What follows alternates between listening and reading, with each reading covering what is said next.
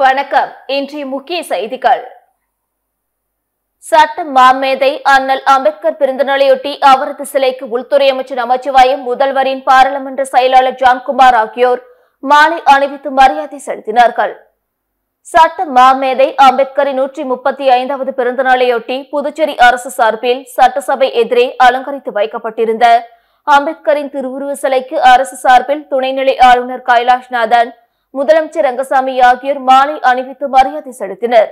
அதனைத் தொடர்ந்து புதுச்சேரி பாரதிய ஜனதா கட்சி சார்பில் உள்துறை அமைச்சர் நமச்சிவாயம், புதுவை முதல்வரின் பாராளுமன்ற செயலாளர் ஜான்குமார், சட்டப்பேரவைத் தலைவர் செல்வம், ஆதி திராவிட நலத்துறை அமைச்சர் சரவணன்குமார் மற்றும் சட்டமன்ற உறுப்பினர்கள் ரிச்சர்ட்ஸ் ஜான்குமார், கல்யாண சுந்தரம், வி.பி. ராமலிங்கம், வெங்கடேசன், அசோக் பாபு ஆகியோர் மாலை அணிவித்து மரியாதை செலுத்தினர்.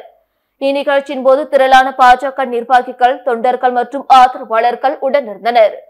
பாகூர் தொகுதி பாரதிய ஜனதா கட்சி சார்பில் திரு ரேகன் ஜான்குமார் அவர்களால் அண்ணல் டாக்டர் அம்பேத்கர் அவர்களின் திருவுருவ சிலைக்கு மாலை அணிவித்து மரியாதை செலுத்தப்பட்டது.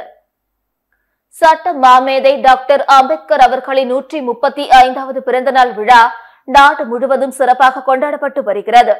இந்நிலையில் புதுச்சேரி பாகூர் தொகுதி பாரதிய ஜனதா கட்சி சார்பில் ஏஜேகே மற்றும் ஜேவிஆர் நெட்வொர்க் நிர்வாக இயக்குநர் திரு ரேகன் ஜான்குமார் அவர்களால் அண்ணல் டாக்டர் அம்பேத்கர் அவர்களின் திருவுருவ சிலைக்கு மாலை அணிவித்து மரியாதை செலுத்தப்பட்டு இனிப்புகள் வழங்கப்பட்டது. நிகழ்ச்சியின் போது பாகூர் தொகுதி பாரதிய ஜனதா கட்சியின் தலைவர் திரு விநாயக பாபு, பட்டியல் அணி தலைவர் ஜெயகரன், மாவட்ட துணைத் தலைவர் அருணாச்சலம், தொகுதி பொதுச் செயலாளர் ராதாகிருஷ்ணன், தொகுதி துணைத் தலைவர் ரவிக்குமார் மற்றும் திரு குணசீலன் மற்றும் பாரதிய ஜனதா கட்சி நிர்வாகிகள் திரளாக உடனிருந்தனர். பின்னர் நிர்வாகிகள் வழங்கிய டாக்டர் அம்பேத்கர் அவர்களின் திருவுருவ பட நினைவு பரிசை திரு ரேகன் ஜான்குமார் அவர்கள் பெற்றுக் கொண்டார்.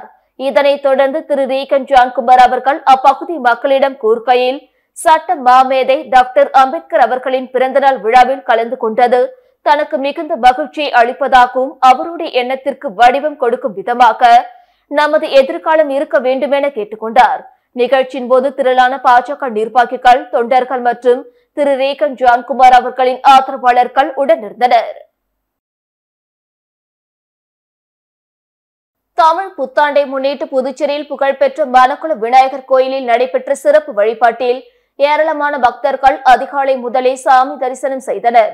மேலும் மணக்குள விநாயகர் தங்க கவசம் மற்றும் வைர கிரீடம் அணிந்து பக்தர்களுக்கு காட்சியளித்தார்.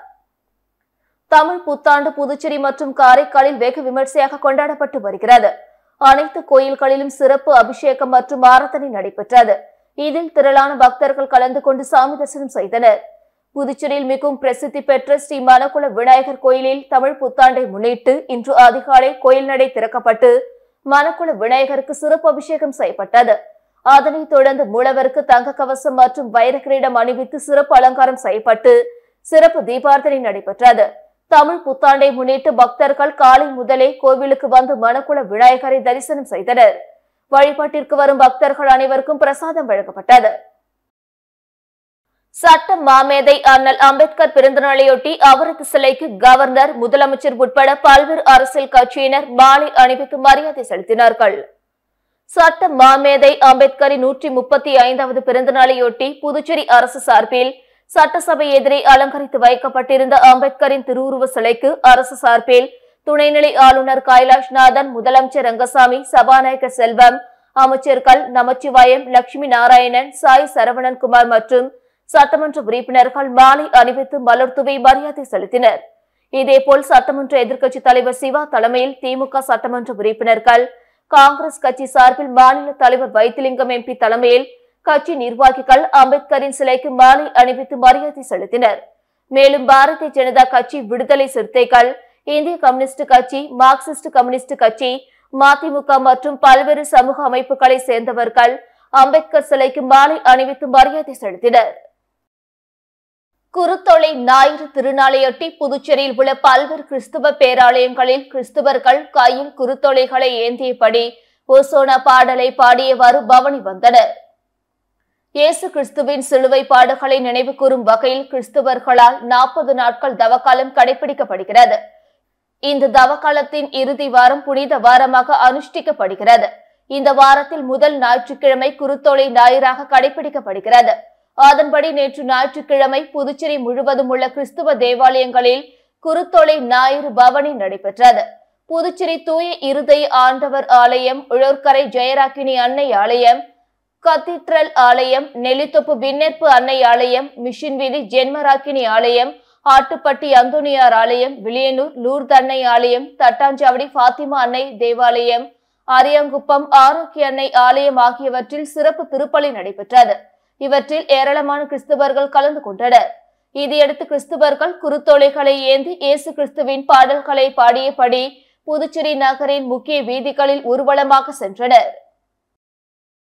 ஏஐடியுசி சார்பில் புலம்பெயர்ந்த தொழிலாளர்களின் வேலை மற்றும் சட்ட பாதுகாப்பு குறித்த கருத்தரங்கத்தில் புலம்பெயர்ந்த தொழிலாளர்களுக்கு தற்காலிக உணவு பங்கீடு அட்டை வழங்கிட வேண்டும் உள்ளிட்ட பல்வேறு தீர்மானங்கள் நிறைவேற்றப்பட்டன. ஏஐடியுசி சார்பில் புலம்பெயர்ந்த தொழிலாளர்களின் வேலை மற்றும் சட்ட பாதுகாப்பு குறித்த கருத்தரங்கம் சேதராப்பட்டில் நடந்தது. ஏஐடியுசி மாநில தலைவர் தினேஷ் பொன்னையா தலைமை தாங்கினார். துணைத் தலைவர் மோதிலால் வரவேற்றார். ஏஐடியுசி அகில இந்திய தேசிய செயலாளர் வகிதா நிஜாம் சிறப்புரையாற்றினார். தமிழ்நாடு செயலாளர் பாஸ்கர், புதுச்சேரி ஏஐடியுசி கௌரவ தலைவர் அபிஷேகம், மாநில பொருளாளர் அந்தோணி, மாநில துணைத் தலைவர் சந்திரசேகரன், மாநில செயலாளர் தயாளன், மாநில துணைத் தலைவர் முருகன், மாநில செயலாளர் பாஸ்கர், மாநில நிர்வாக குழு உறுப்பினர் விஸ்வநாதன் கருத்துரை வழங்கினர். கூட்டத்தில் பல்வேறு மாநிலத்தில் இருந்து புதுச்சேரியில் வேலை செய்து வரும் புலம்பெயர்ந்த தொழிலாளர்களுக்கு தற்காலிக உணவு பங்கீடு அட்டை வழங்கிட வேண்டும், புலம்பெயர்ந்த தொழிலாளர்களை தொழிலாளர் துறை கணக்கெடுப்பு நடத்தி வேலை உத்தரவாதம், இஎஸ்ஐ, பிஎஃப் உள்ளிட்ட சட்ட பாதுகாப்பு ஏற்படுத்திட வேண்டும் என்பது உள்ளிட்ட பல தீர்மானங்கள் நிறைவேற்றப்பட்டன. புரட்சியாளர் டாக்டர் பி.ஆர். அம்பேத்கரின் 134வது பிறந்த நாளை முன்னிட்டு மங்களம் தொகுதி விடுதலை சிறுத்தை கட்சி சார்பில் ஆரியபாளையத்தில் பட்டாசு வெடித்து இனிப்புகள் வழங்கி கொண்டாடப்பட்டது. புதுச்சேரி மங்களம் தொகுதிக்குட்பட்ட ஆரியபாளையம் பகுதியில் புரட்சியாளர் டாக்டர் அம்பேத்கர் அவர்களின் 134வது பிறந்த தினத்தை முன்னிட்டு ஆரியபாளையம் பகுதியில் மங்களம் தொகுதி விடுதலை சிறுத்தைகள் கட்சி அமைப்பாளரும் இளம் சிறுத்தை எழுச்சி பாசறை அமைப்பாளருமான சக்திவேல் தலைமை ஏற்பாட்டில் அம்பேத்கரின் திருவுருப்படத்திற்கு மாலை அணிவித்து மலர் தூவி மரியாதை செலுத்தியதை தொடர்ந்து பட்டாசுகள் வெடித்து இனிப்புகள் வழங்கி கொண்டாடப்பட்டது. ஆதிதிராவிட நலத்துறை அலுவலகத்தில் நடைபெற்ற அண்ணல் அம்பேத்கர் பிறந்தநாள் விழாவில் துறை இயக்குநர் இளங்கோவன் தலைமை தாங்கி அம்பேத்கரின் திருவுருப்படத்திற்கு மலர் தூவி மரியாதை செலுத்தினார். புதுச்சேரி அரசு ஆதிதிராவிடர் மற்றும் பழங்குடியினர் நலத்துறை அலுவலகத்தில் சட்ட மாமேதை அண்ணல் டாக்டர் அம்பேத்கரின் 135வது பிறந்தநாள் விழா வெகு விமர்சையாக கொண்டாடப்பட்டது.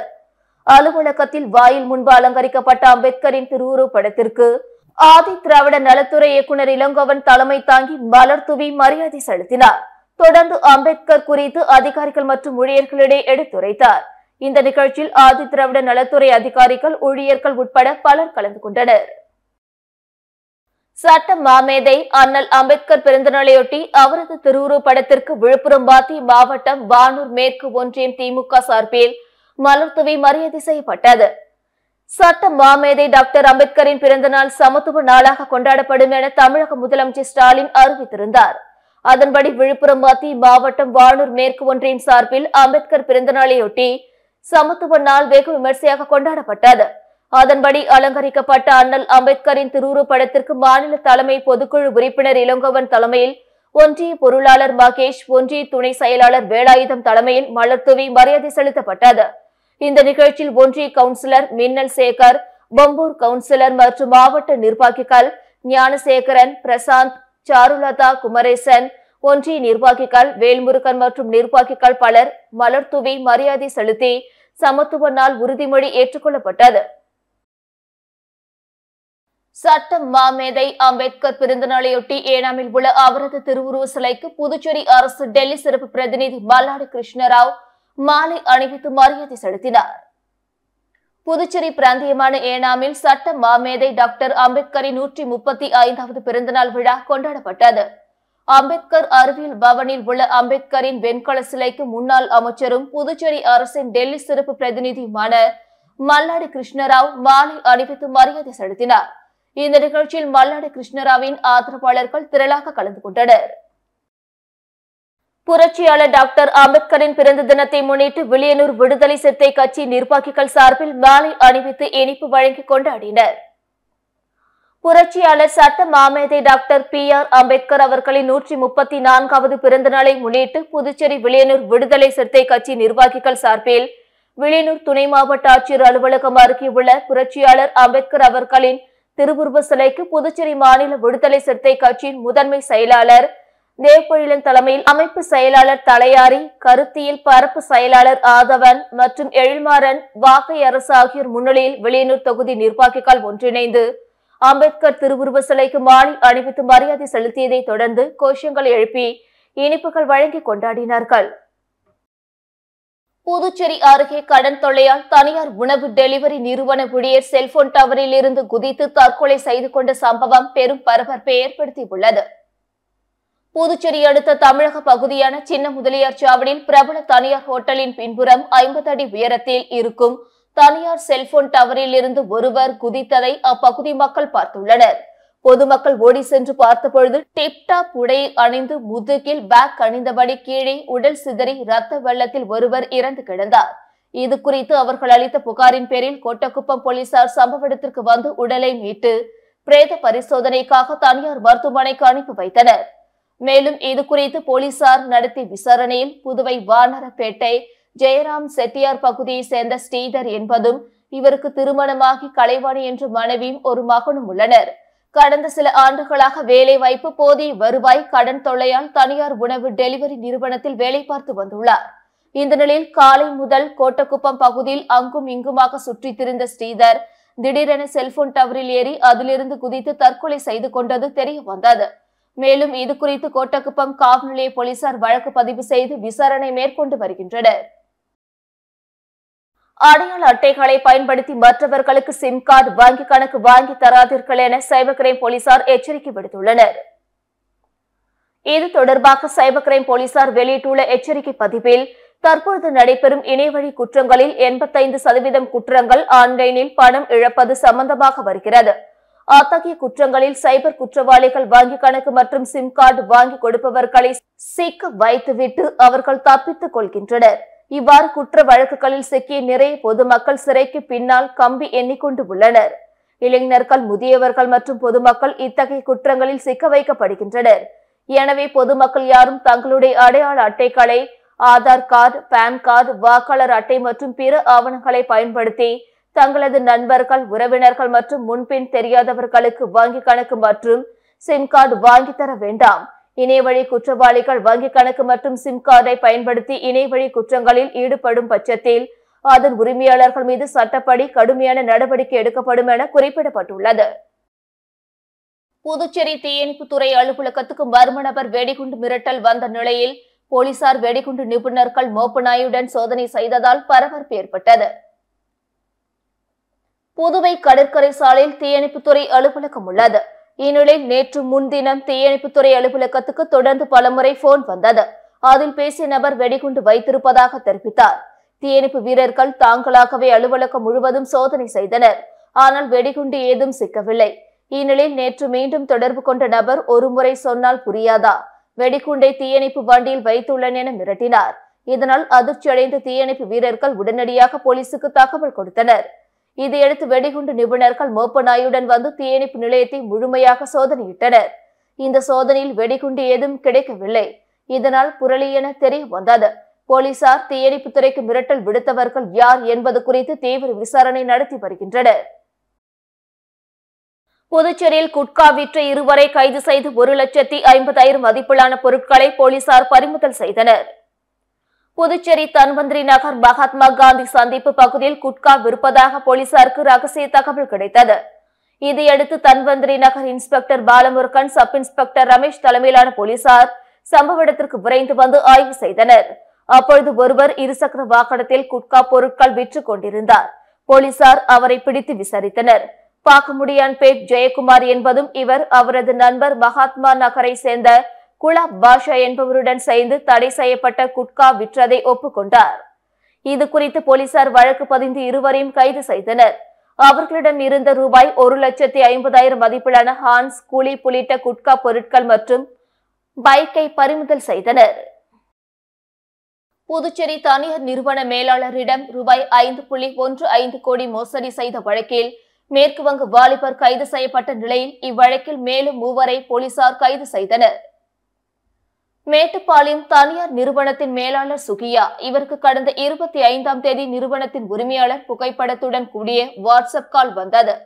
அதில் பேசிய நபரை நிறுவனத்தின் உரிமையாளர் என நம்பி அவர் கூறிய வங்கி கணக்குகளில் பல தவணைகளாக 5.15 கோடி ரூபாயை சுகியா அனுப்பி சைபர் கும்பலிடம் ஏமாந்தார். இது குறித்த புகாரின் பேரில் புதுச்சேரி சைபர் கிரைம் ஆய்வாளர்கள் தியாகராஜன், கீர்த்தி தலைமையிலான போலீசார் வழக்கு பதிந்து மோசடியில் ஈடுபட்ட மேற்கு வங்க மாநிலம் முஷராபாத் மாவட்டத்தை சேர்ந்த நசீபுல் இஸ்லாம் என்பவரை கடந்த வாரம் கைது செய்து சிறையில் அடைத்தனர். மேலும் இந்த வழக்கில் சம்பந்தப்பட்ட கேரளாவை சேர்ந்த அஜித், முகமது ஷாபி, அஜ்மல் ஆகிய 3 சைபர் கிரைம் தனிப்படை போலீசார் நேற்று கைது செய்தனர். பின்னர் நீதிமன்றத்தில் ஆஜர்படுத்தி காலாப்பட்டு மத்திய சிறையில் அடைத்தனர். மேலும் இந்த வழக்கில் தொடர்புடைய நபர்களை கைது செய்ய தனிப்படை அமைக்கப்பட்டுள்ளது என சைபர் கிரைம் போலீசார் தெரிவித்துள்ளனர். லிங்கா ரெட்டிப்பாளையம் கூட்டுறவு சர்க்கரை ஆலையில் காப்பர் பொருட்களை திருடி 2 பேரை போலீசார் கைது செய்து சிறையில் அடைத்தனர். காட்டேரிக்குப்பம் அடுத்த லிங்கா ரெட்டிப்பாளையத்தில் கூட்டுறவு சர்க்கரை ஆலை இயங்கி வந்தது. கடந்த 2016ஆம் ஆண்டு முதல் மூடப்பட்டுள்ள சர்க்கரை ஆலையின் உள்ளே நேற்று அதிகாலை சத்தம் கேட்டுள்ளது. பாதுகாப்பு பணியில் இருந்த செக்யூரிட்டி அதிகாரி ஜெகநாதன் உள்ளே சென்று பார்த்தார். அப்பொழுது 3 நபர்கள் அங்கிருந்த டிரான்ஸ்பார்மரில் இருந்து காப்பர் கம்பிகளை திருடி கொண்டிருந்தனர். இதை கண்டு ஜெகநாதன் சத்தம் போட்டதால் 3 பேரும் திருடிய பொருட்களுடன் அங்கிருந்து தப்பி ஓடினர். இது குறித்து ஜெகநாதன் அளித்த புகாரின் பேரில் Katterikuppam inspector Rajkumar, sub inspector Tamilarasan மற்றும் போலீசார் வழக்கு பதிந்து திருட்டில் ஈடுபட்ட லிங்கா ரெட்டிப்பாளையம் தோப்பு வீதியை சேர்ந்த ஐயப்பன் மற்றும் அவரது நண்பர்களான கேணிப்பட்டு மாரியப்பன் கோவில் வீதியை சேர்ந்த சகோதரர்கள் சுந்தர கிருஷ்ணன் ஆகியோரை கைது செய்தனர். அவர்களிடமிருந்து சர்க்கரை ஆலையில் உள்ளே திருடிய 30,000 ரூபாய் மதிப்பிலான 30 கிலோ காப்பர் பொருட்கள், திருட்டுக்கு பயன்படுத்திய கம்பிகளை அறுக்கும் இயந்திரம் உள்ளிட்டவைகளை பறிமுதல் செய்தனர். 2 பேரையும் கோர்ட்டில் ஆஜர்படுத்தி சிறையில் அடைத்தனர். மேலும் தலைமறைவாக உள்ள சத்யநாராயணனை போலீசார் தேடி வருகின்றனர்.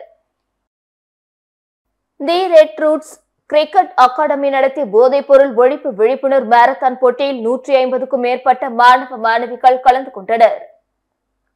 புதுச்சேரி மாநிலம் சேதராப்பட்டு முதல் 10 கணு வரை ரெட் ரூட்ஸ் கிரிக்கெட் அகாடமி நடத்திய போதைப் பொருள் ஒழிப்பு மற்றும் மாபெரும் விழிப்புணர்வு மாரத்தான் போட்டி நடைபெற்றது. இதில் 15 வயது வரை உள்ள மாணவ மாணவிகள் 5 கிலோமீட்டர் தூரத்திலும், 15க்கு மேல் உள்ள மாணவ மாணவிகள் 10 கிலோமீட்டர் தூரத்திலும் மாரத்தான் போட்டி நடைபெற்றது. இதில் 150க்கும் மேற்பட்ட மாணவ மாணவிகள் கலந்து கொண்டு சிறப்பித்தனர். மாரத்தான் போட்டியில் பிள்ளையார்குப்பம் மணிகண்டன் முதல் பரிசையும், சிராஜ் பாபு 2ஆம் பரிசையும், கிருபாநிதி 3ஆம் பரிசையும் பெற்றனர். மேலும் சீனியர், ஜூனியர், சப் ஜூனியர் என 3 பிரிவுகளின் கீழ் போட்டிகள் நடைபெற்றது. இதில் வெற்றி பெற்ற மாணவ மாணவிகளுக்கு கேடயம் மற்றும் சான்றிதழ் வழங்கி பாராட்டப்பட்டது. சணல் மற்றும் தாம்பூல பைகள் தயாரிக்கும் பயிற்சிக்கு பெண்களிடமிருந்து விண்ணப்பங்கள் வரவேற்கப்படுகிறது. புதுச்சேரி லெனின் வீதியில் இந்தியன் வங்கி ஊரக சுய வேலை வாய்ப்பு பயிற்சி நிறுவனம் இயங்கி வருகிறது. இங்கு பல்வேறு வேலைவாய்ப்பு தொடர்பாக பயிற்சி அளிக்கப்பட்டு வருகிறது. மேலும் தொழில் முனைவோர் பயிற்சி மற்றும் சணல் மற்றும் தாம்பூல பைகள் தயாரிக்கும் பயிற்சிக்கு விண்ணப்பங்கள் வழங்கப்பட்டு வருகிறது. புதுச்சேரியை சேர்ந்த 8ஆம் வகுப்பு படித்த 18 வயது முதல் 45 வயது வரை உள்ள பெண்கள் விண்ணப்பிக்கலாம். 13 நாட்கள் முழு நேர பயிற்சியில் உணவு வழங்கப்படுகிறது. விண்ணப்பம் வரும் 18ஆம் தேதிக்குள் வந்து சேர வேண்டும். பயிற்சி 21ஆம் தேதி துவங்குகிறது என குறிப்பிடப்பட்டுள்ளது. புதுச்சேரியில் உள்ள அரசு மருத்துவமனைகளில் சிறப்பு மருத்துவர்கள், சாதாரண மருத்துவர்கள், செவிலியர்கள், தொழில்நுட்ப உதவியாளர்கள் உள்ளிட்டோரை ஒப்பந்த அடிப்படையில் தேர்வு செய்வதற்கான தேர்வு மே 5ஆம் தேதி நடைபெறும் என அறிவிக்கப்பட்டுள்ளது. புதுச்சேரி காரைக்காலில் பணியாற்ற 19 சிறப்பு மருத்துவர்கள், சாதாரண மருத்துவர்கள், செவிலியர்கள், தொழில்நுட்ப உதவியாளர்கள் உட்பட 40 பணியிடங்கள், மாஹேவில் 5 சிறப்பு மருத்துவர்கள், செவிலியர்கள், மருந்தாளுநர்கள் என 16 பணியிடங்கள் என மொத்தமாக 80 பணியிடங்கள் ஒரு ஆண்டு ஒப்பந்த அடிப்படையில் நியமனம் செய்யப்பட உள்ளனர். இதற்கான நேர்முக தேர்வு புதுச்சேரி காரைக்காலில் மே 5ஆம் தேதி நடைபெறுகிறது. புதுச்சேரி காரைக்கால் பணியிடங்களுக்கு புதுவை சுகாதாரத்துறை இயக்குநர் அலுவலகத்திலும், மாஹே பணியிடங்களுக்கு மே 12ஆம் தேதி மாஹே துணை சுகாதார இயக்குநர் அலுவலகத்திலும் தேர்வு நடத்தப்படும்.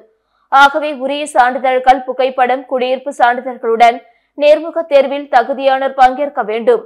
சிறப்பு மருத்துவர்கள் 65 வயதுக்கு கீழும், மற்ற பணியிடங்களுக்கு 35 வயதுக்கு கீழும் இருக்க வேண்டும். ஊதியமாக சிறப்பு மருத்துவருக்கு ரூபாய் 1 லட்சம் முதல் ரூபாய் 1.25 லட்சம் வரை வழங்கப்படும் என அறிவிக்கப்பட்டுள்ளது. வக்ஃபு வாரி திருத்த சட்டத்தினை உடனடியாக திரும்ப பெற வலியுறுத்தி நாம் தமிழர் கட்சியின் சார்பாக கண்டன ஆர்ப்பாட்டம் நடைபெற்றது. புதிய வக்ஃபு வாரி திருத்த சட்டத்தினை மத்திய அரசு உடனடியாக திரும்ப பெற வலியுறுத்தி நாம் தமிழர் கட்சியின் சார்பாக புஸ்ஸை வீதி மணிகுண்டு அருகில் கண்டன ஆர்ப்பாட்டம் நடைபெற்றது. புதுச்சேரி மாநில தலைவர் ஞான பிரகாசம் தலைமையில் நடைபெற்ற ஆர்ப்பாட்டத்தில் நிர்வாகிகள் கௌரி, ரமேசு, இளங்கோவன், தேவிகா, திருக்குமரன் உட்பட 100க்கும் மேற்பட்டோர் கலந்து கொண்டு மத்திய அரசை கண்டித்து கண்டன கோஷங்கள் எழுப்பினர். இத்துடன் செய்திகள் நிறைவடைந்தன. வணக்கம்.